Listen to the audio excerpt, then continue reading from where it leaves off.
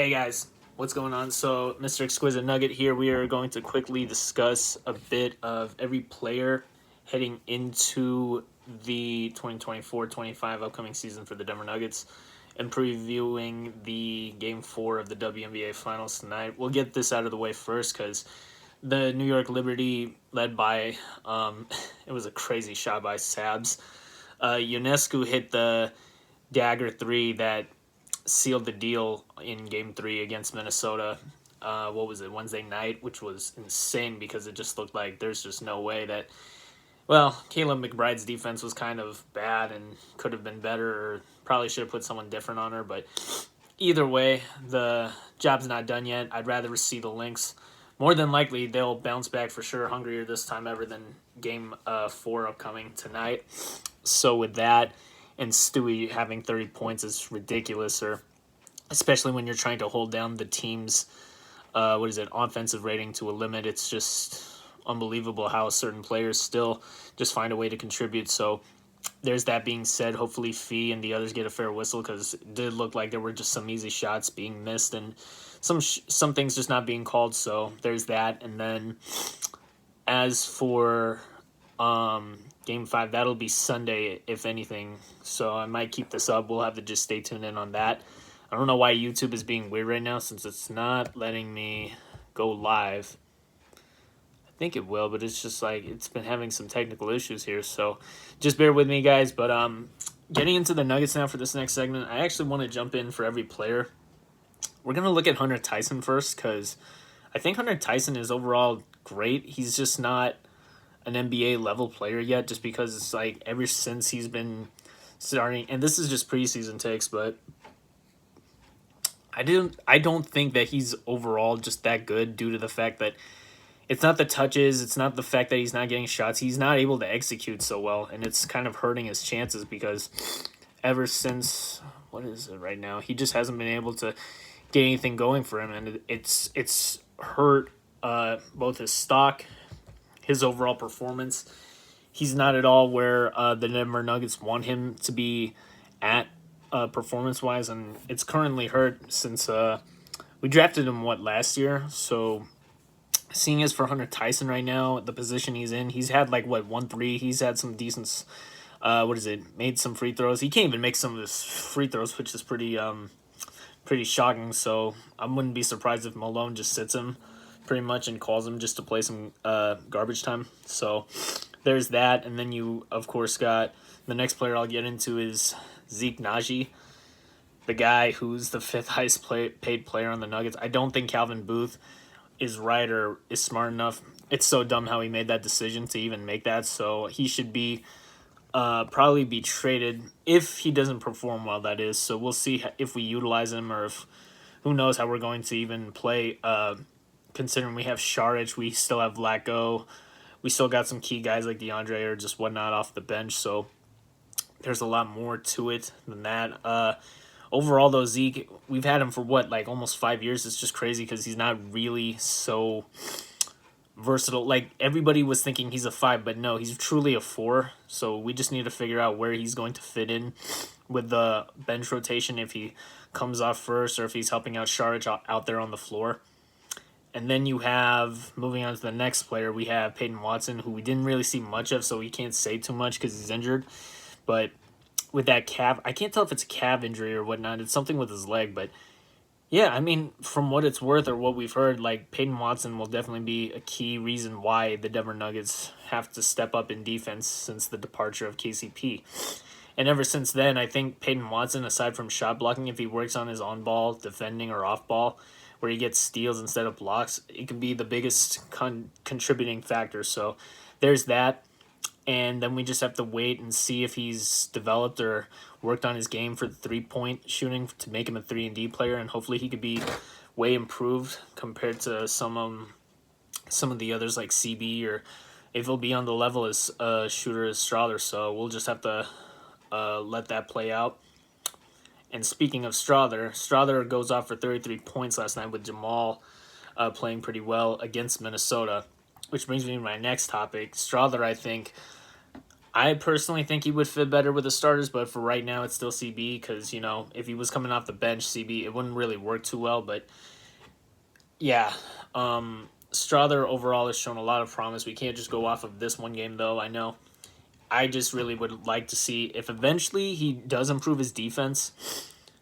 There's potential for him to make waves, and hopefully Michael Malone will see it where Julian will eventually enter the starting lineup just because it's a no-brainer in some ways. Like, why would you not want him to be a starter at a certain point? So Julian still has a lot to have been said and definitely see. Who knows where it'll lead though.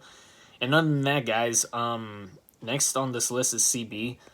He's definitely still a good defender, but his offensive game is just not there. It's so off rhythm. It's so off setting, and it's just like he can't hit a shot. So either way, if it makes him look like an ass or if it makes him look dumb, Christian is still a guy, but I just wouldn't pick him even if it was against Russell Westbrook, just because it's like Russell can still run or create so many different plays, and he can play make, set so many other people up instead of Christian. So that's just why I wouldn't trust him just yet.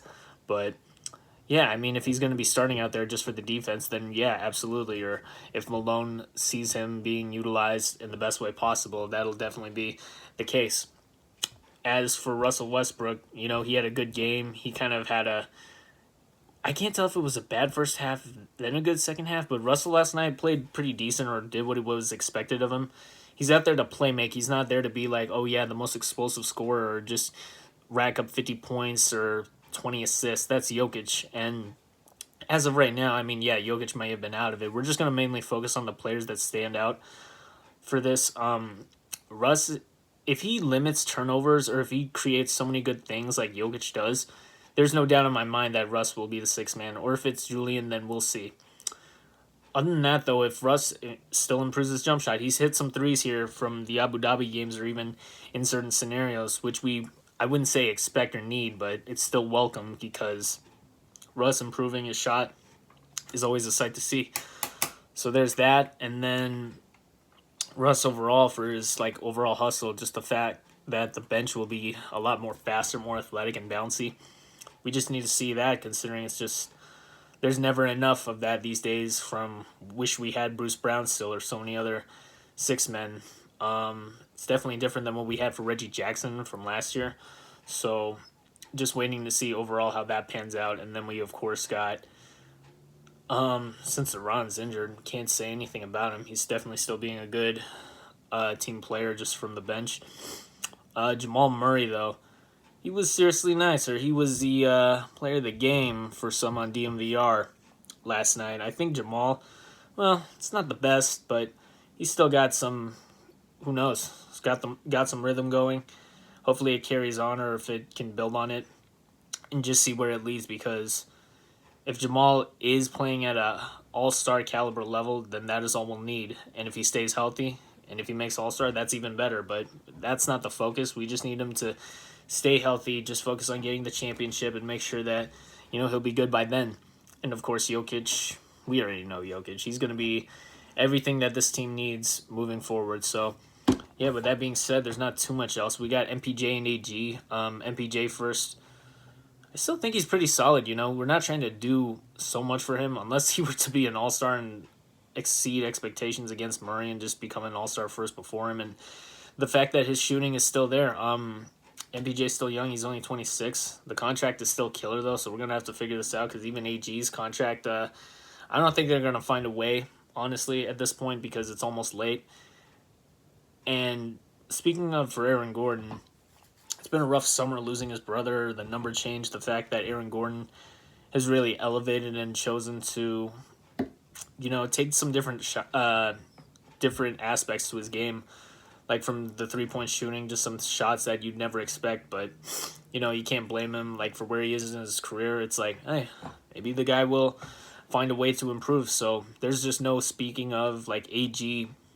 I can't check from my laptop here, but I think AG overall, even though he only scores 5, maybe under 10 points, about maybe 15, if he was to go off for 20 a night, just like with Jokic, I mean, there would be a different balance compared to what Jamal Murray has. So for a guy like AG, where he's just one of the top 3 guys on this team, it's essential that he, you know, stays good on defense, gets the rebounds, can dunk or alley oop to whenever we need, and that's all we really want out of this. So I think our guys are going to be good overall. Christian Brown, I just saw in this tarot card reading, he might have a rough season from what we hear. Don't quote me on that, but yeah, guys, we got that pretty much. Got a lot more in store here. I'm just gonna upload this to YouTube, so if you guys can, just hit the like, comment, rate, and subscribe, and definitely share it out to your guys' friends, fam. So with that being said, happy Friday, October 18th. It's Neo's birthday. Libra gang,